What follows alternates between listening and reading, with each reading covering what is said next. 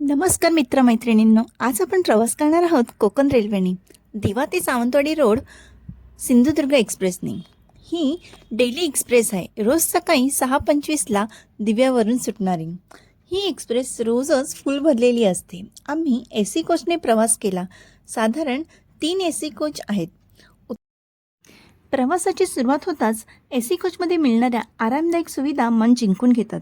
स्वच्छ आणि प्रशस्त सीट्स, स्वच्छ बेड किट, चार्जिंग पॉईंट्स, आरसा आणि मोठ्या खिडक्यांमधून दिसणारे कोकणातील हिरवेगार डोंगर, बोगदे, नद्या, हा प्रवास एक सुंदर अनुभवच बनून जातो.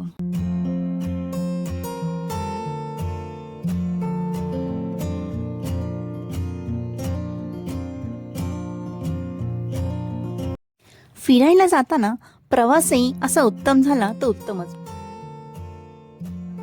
साधारण 6 दरम्यान एक्सप्रेस सिंधुदुर्गला पोहोचते. कोकण रेल्वेचे हे एक महत्त्वाचे रेल्वे स्थानक आहे. येथे आपल्याला 2 प्लॅटफॉर्म बघायला मिळतात.